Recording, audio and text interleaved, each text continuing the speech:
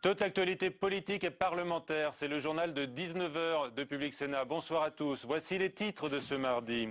Deux grands témoins de l'évasion fiscale au Sénat aujourd'hui, Yannick Noah et Guy Forget, pour une audition peu commune, alors que tous les tennismen français ont trouvé refuge en Suisse. Ces deux ex-champions tentent d'expliquer leur exil passé. Shocking, la Grande-Bretagne déroule le tapis rouge aux contribuables les plus imposés en France. L'offre du Premier ministre David Cameron est-elle plus qu'une provocation? Eh bien, nous ouvrons le débat ce soir avec notamment François Marc, en passe de devenir le rapporteur général du budget, et puis Marc-Philippe Daubresse, réélu député UMP du Nord. Le Sénat dénonce le pouvoir démesuré des agences de notation, mais la réforme de ces sociétés qui évaluent la qualité de la dette des États s'avère délicate. L'idée est de faire émerger une agence européenne de taille mondiale. Échange sans filet ce matin, donc, devant la commission d'enquête du Sénat sur l'évasion des capitaux.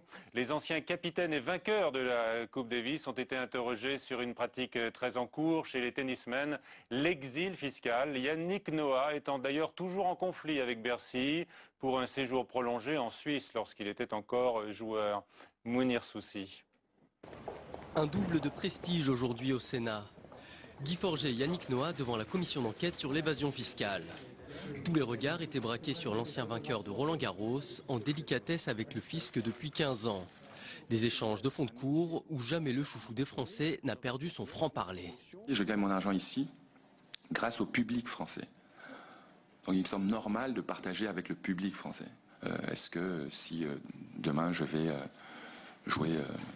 faire 50 concerts aux États-Unis et que je gagne 50 fois ce que je gagne ici parce que tout est multiplié par 50, est-ce que j'aurai envie de revenir payer mes impôts ici? Certainement pas. Plusieurs tennismen de l'équipe de France vivent en Suisse, souvent accusés de fuir l'impôt. Guy Forget monte au filet pour défendre les joueurs. L'ancien capitaine de l'équipe de France, lui-même résident helvétique, rappelle que même si la majorité de leur rémunération provient de l'étranger, ils payent des impôts sur leurs gains en France. Une carrière de joueur de tennis est finalement assez courte, sachant qu'il passe 8 mois par an souvent à l'étranger. Certains choisissent justement de s'exiler fiscalement pour optimiser ces 8 années-là. Yannick Noah est revenu sur ses 3 ans d'exil suisse qu'il explique par la peur du lendemain. Une attitude qui pourrait inspirer des mesures dans le futur rapport. Je pense qu'il faudrait imaginer effectivement un système particulier pour ceux dont la carrière est courte, notamment les sportifs. Imaginer un lissage des revenus peut-être sur l'ensemble d'une vie. C'est-à-dire qu'à l'époque, on gagnerait beaucoup d'argent, on cotiserait à un fonds, une caisse. La commission rendra son rapport mi-juillet. Elle aura auditionné plus de 100 personnes depuis son lancement en janvier. Comme dans ses chansons, Yannick Noah a prôné ce matin le partage. Il estime juste que quelqu'un qui gagne énormément d'argent le partage. L'imposition à 75% annoncée durant la campagne présidentielle par François Hollande donne en tout cas des idées à David Cameron. Le Premier ministre britannique lance en effet, c'est son terme, un tapis rouge sur le Channel pour accueillir tous les Français qui le souhaitent. Paul Bouffard. Une phrase so british qui en laisse plus d'un complètement shocking. En marge du G20, le Premier ministre britannique David Cameron s'adonne à l'humour anglais et ouvre les bras aux riches qui fut la France. Si les Français appliquent vraiment cette tranche d'impôt à 75%, nous déroulerons le tapis rouge aux entreprises françaises qui viendront payer leurs impôts en Grande-Bretagne. Cela paiera nos services publics et nos écoles. Le locataire du 10 Downing Street s'attaque à la taxation à 75% des revenus de plus d'1 million d'euros que le gouvernement français souhaite mettre en place à la rentrée. Réplique dans la délégation française, François Hollande affirme que chacun doit être responsable de ce qu'il dit. Au Sénat, on tacle aussi volontiers l'anglais.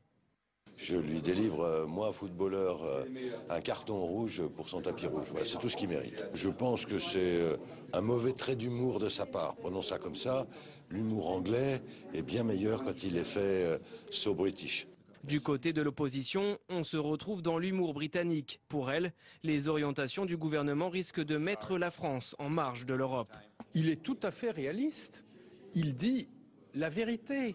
La France socialiste de M. Hollande, avec ses idées et la politique fiscale qu'il nous promet, c'est l'isolement en Europe. Début 2013, le gouvernement britannique abaissera son taux d'imposition des hauts revenus. Sur fond de crise européenne, le torchon brûle de part et d'autre de la Manche. Je ne veux pas que les entreprises françaises marchent sur ce tapis rouge britannique, a affirmé aujourd'hui la présidente du MEDEF, Laurence Parisot, qui plaide néanmoins pour moins de fiscalité sur les entreprises. Haro sur les agences de notation. Les sénateurs estiment que les trois grandes institutions privées ont trop d'influence et des jugements contestables. Des négociations internationales, on le sait, sont engagées pour réformer ce système de notation des États et des entreprises. Mais cette entreprise s'avère délicate. Elisa Bertolomé. Le constat est sans appel.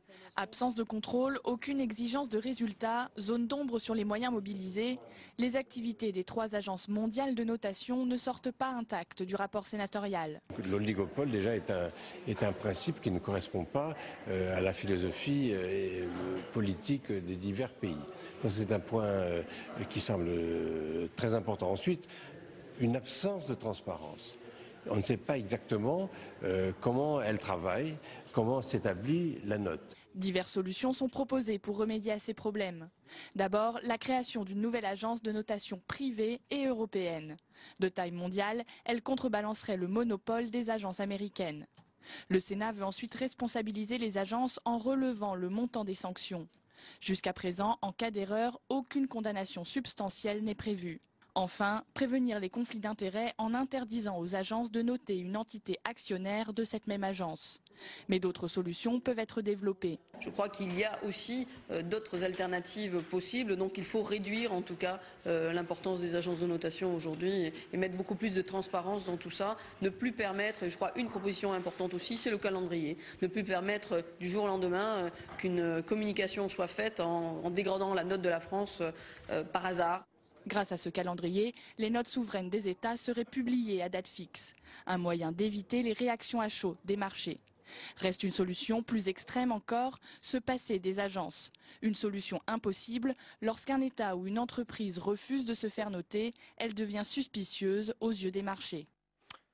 Nicolas Sarkozy a siégé pour la première fois ce matin au Conseil constitutionnel. Il a participé comme membre de droit à l'examen de 2 questions prioritaires de constitutionnalité et il était assis à côté de Jean-Louis Debré, le président du Conseil constitutionnel. L'arrivée des nouveaux députés, dont le tombeur de Ségolène Royal, Olivier Falorni, je siégerai à gauche, a-t-il précisé d'emblée, en ajoutant en matière de comité d'accueil, j'ai vu plus chaleureux. Les élus socialistes sont avant tout préoccupés par la course au perchoir. Les interrogations portent notamment sur une absente, la réticente, dit-on, Marie-Lise Lebranchu. Explication de Julie Hulin. Un perchoir très convoité. Lundi, ils étaient 2 candidats déclarés à la présidence de l'Assemblée nationale, Jean Glavany et Claude Bartolone.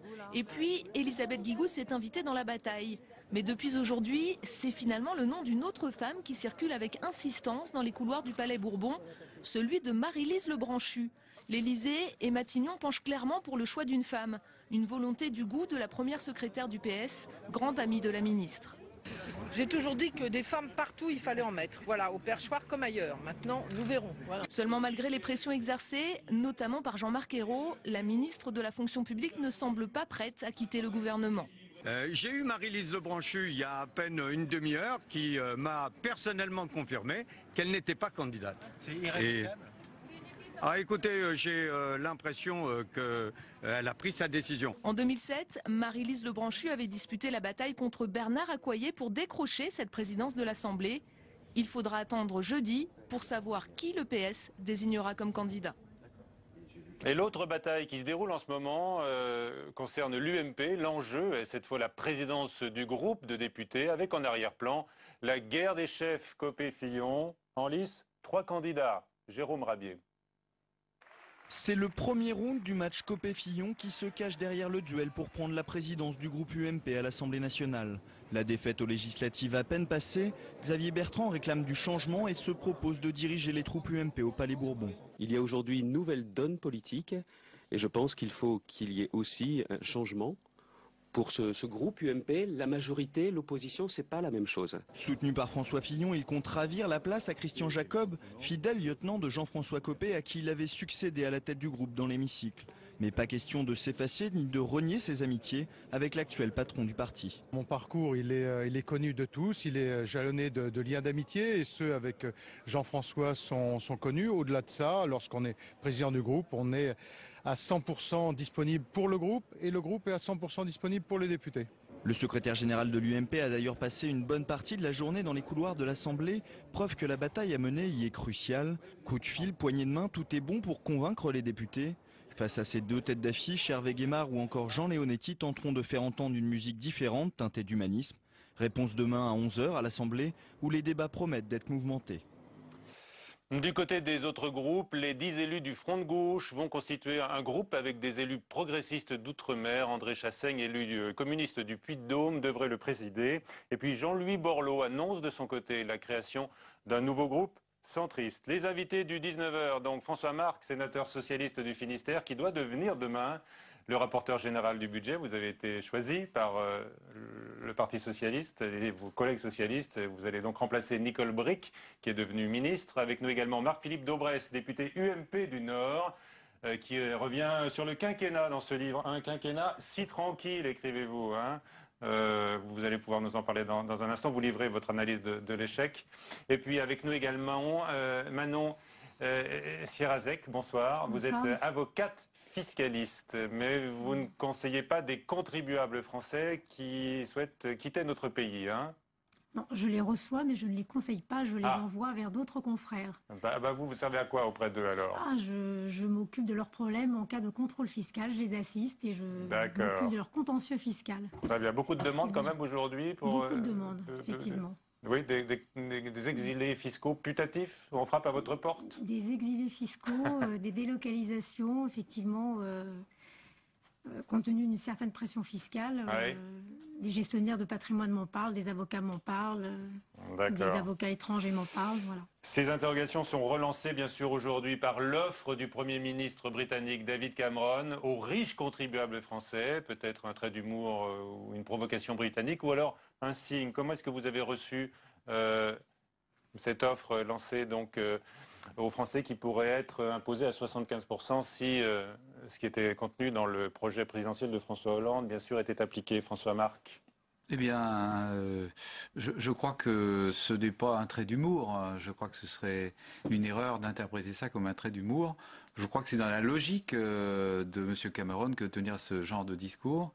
Il s'agit bien de la logique libérale, du moins-10 fiscal, et il s'agit bien d'une compétition qui a été initiée par un certain nombre de pays depuis déjà un certain temps, que de vouloir moins d'impôts, moins de services publics. C'est une logique que l'on connaît bien. Oui. Alors en même temps, lui, il dit je veux bien prendre les riches français chez moi, comme ça me permettra de payer des écoles et des équipements publics. Mais c'est toujours cette compétition vers le moins-10 fiscal qu'on a déjà vu à l'œuvre et qui a été à l'origine d'une partie de la crise financière qu'on a connue ces derniers temps.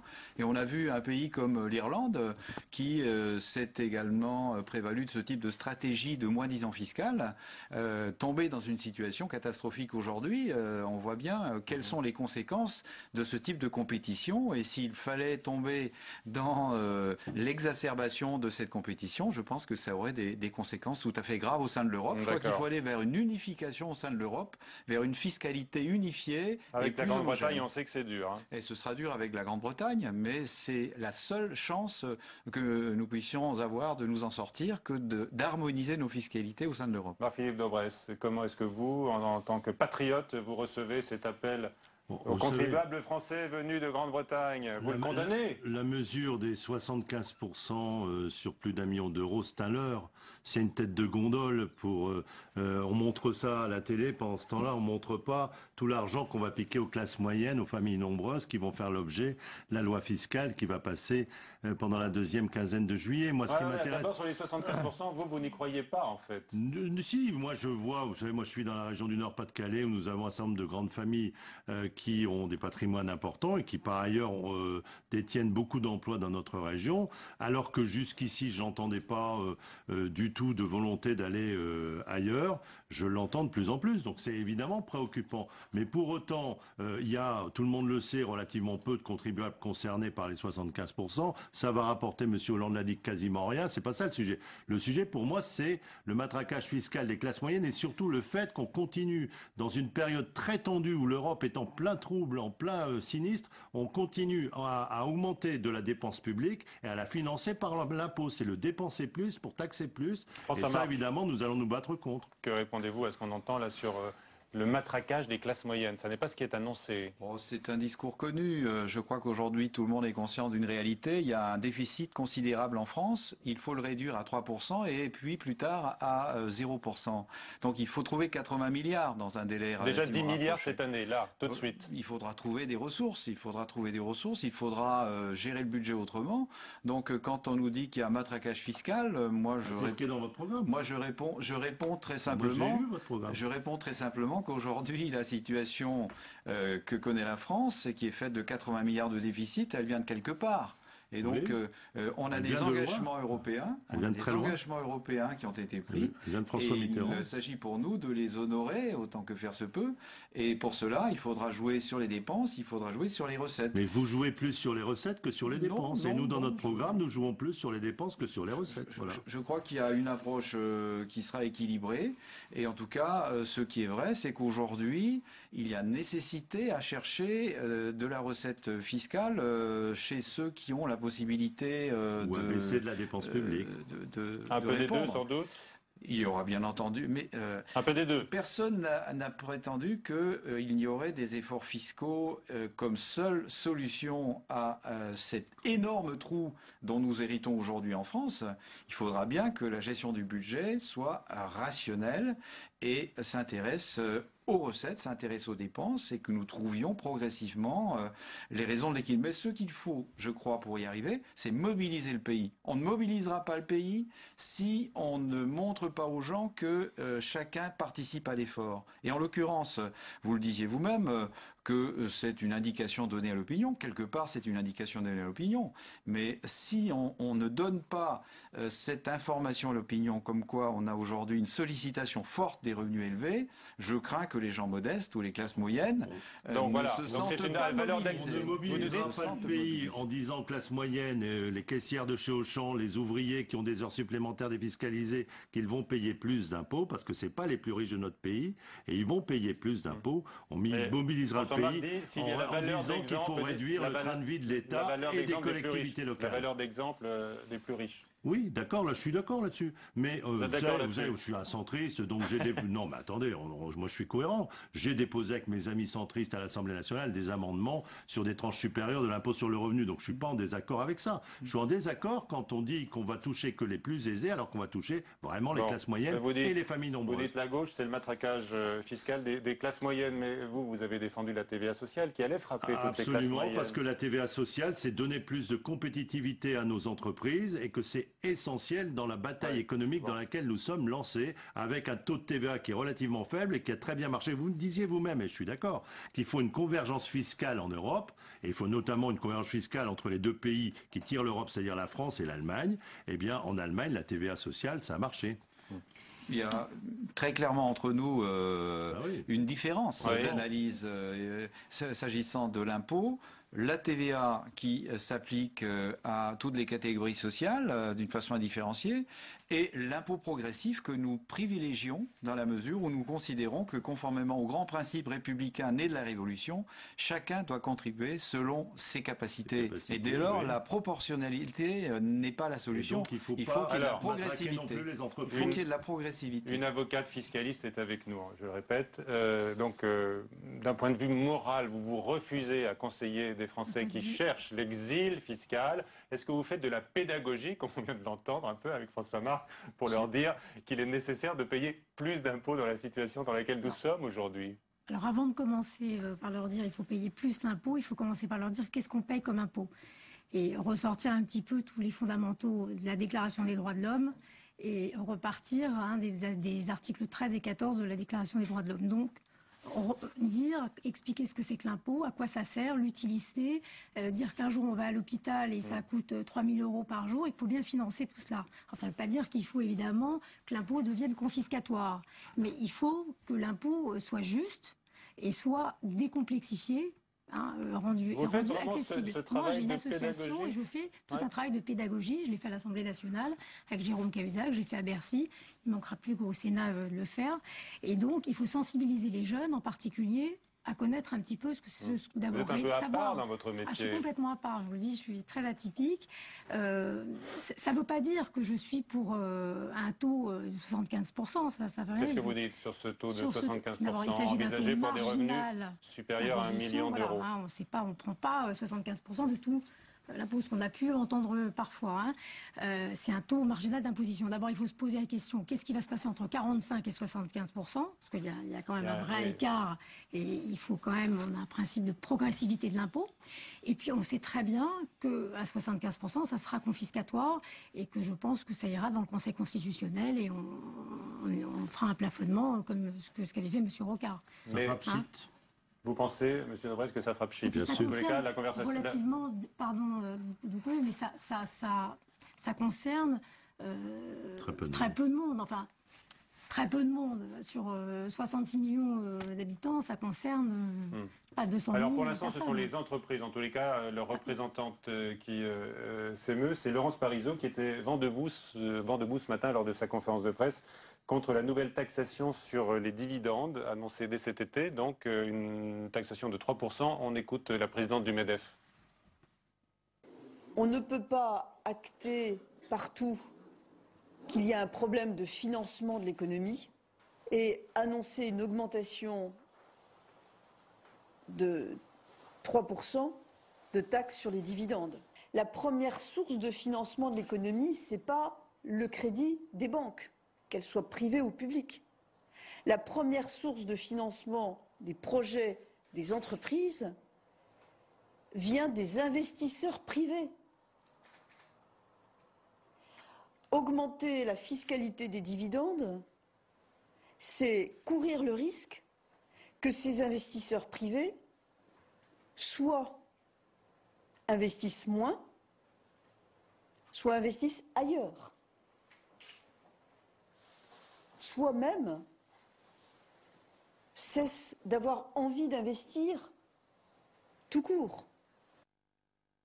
Alors François Marqueux, répondez-vous à Laurence Parisot à ces craintes?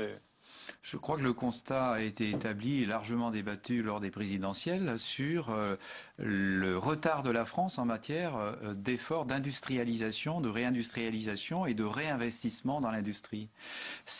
Elle dit que la taxe ne va pas aider là. Incontestablement, si notre fiscalité ne change pas quelque chose à la donne actuelle, je crains que l'argent aille toujours vers la dimension spéculative ou vers la distribution.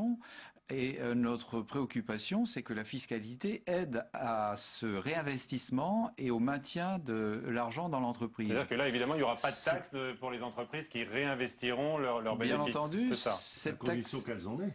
Cette taxation des dividendes a vocation à encourager le maintien de l'argent dans l'entreprise et l'investissement d'une certaine façon. Le contexte est assez défavorable manifestement aujourd'hui en Europe, même si au Mexique, François Hollande a déclaré que la victoire de la gauche était un atout pour la compétitivité de la France, mais on apprend que la France a cédé à l'Allemagne en 2011, la deuxième place en Europe en matière d'investissement étranger.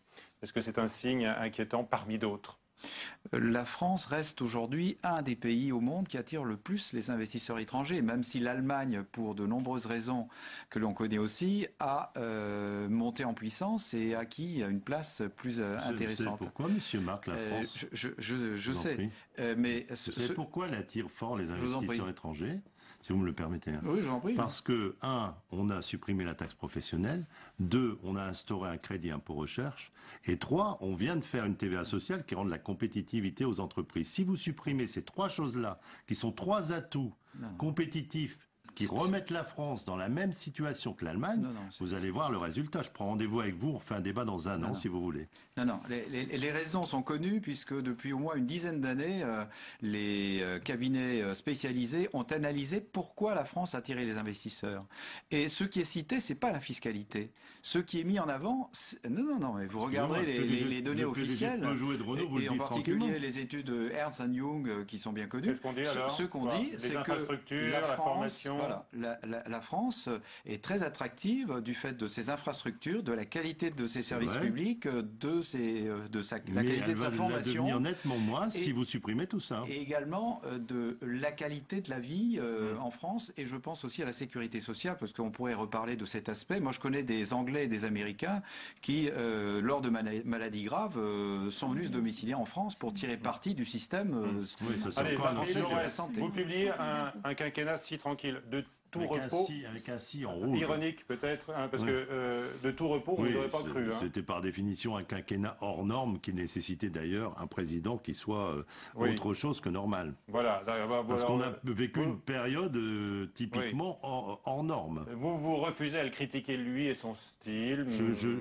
Oui, non seulement je critique pas, mais je pense qu'on a eu le meilleur candidat possible. D'ailleurs, il a fait un très beau score. C'est un des rares dirigeants de pays confrontés. Le meilleur candidat possible, c'est celui qui est réélu, non? Non. C'est un des rares dirigeants de pays étrangers, de pays européens, confrontés à la crise, qui ait fait un aussi beau score. Pour autant, je dis que nous avons fait, de mon point de vue, et ça j'assume, un certain nombre d'erreurs stratégiques que je décris. Voilà, et notamment regretter encore de ne pas avoir vu Jean-Louis Borloo arriver à Matignon. C'est pas une question de personne, c'est une question de politique. D'accord, le virage social. Borloo à Matignon, c'est l'échec. L'erreur stratégique. Oui, je pense qu'on a eu une première partie de quinquennat qui était logique. On faisait face à la crise. Il y avait une nécessité impérieuse de faire un plan de relance qu'a fait d'ailleurs le président de la République, et en même temps de donner un peu de pouvoir d'achat aux plus fragiles et de lâcher un peu sur le chômage partiel, ce que nous avons fait. Excellent plan de relance.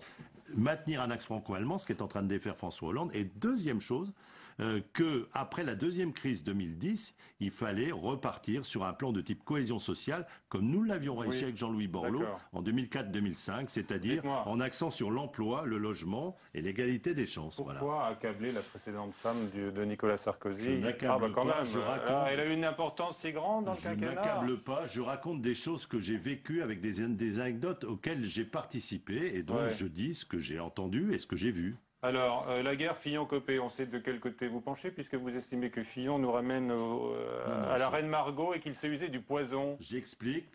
Attendez, vous êtes terribles, vous les journalistes. Pour une fois qu'on vous raconte un certain nombre de choses qui se passent dans les coulisses, quand vous voyez la manière dont on a dézingué Jean-Louis Borloo, qu'on a traité de zozo, alors que c'est un type qui nous a fait des choses merveilleuses sur la cohésion sociale, avec des résultats qui ont été enregistrés, plus 50% sur la construction neuve, on est passé de 10,3% à 7,6 sur le chômage, on a fait 35 milliards d'euros d'investissement dans les banlieues, etc., etc. Je dis que la manière dont ça a été fait, par, en clair, le cabinet de l'ancien Premier ministre n'est pas correct, et je le dis tranquillement, et si ça ne plaît pas, tant pis, je dis la vérité. Oui, voilà, l'empoisonneur Fillon, ça ne va pas lui plaire certainement. Vous votez pour qui à la tête du groupe des députés? Ça ne vous regarde pas, je vote dans le secret de l'isoloir. Quand même. D'abord, vous vous êtes trompé dans votre présentation, Monsieur Leonetti, vous savez que moi je fais partie des humanistes, le centristes, enfin Raffarin ici, pour simplifier. Il y va pas. Donc Jean-Pierre Raffarin, Marc-Philippe Daubresse, Jean Leonetti, etc. Nous avons décidé de nous allier pour incarner l'aile centriste, social, humaniste de l'UMP. Jean Leonetti n'est pas candidat, donc je vous rectifie le tir. Il y aura donc deux candidats principaux, il y en a trois, mais il y en a deux principaux.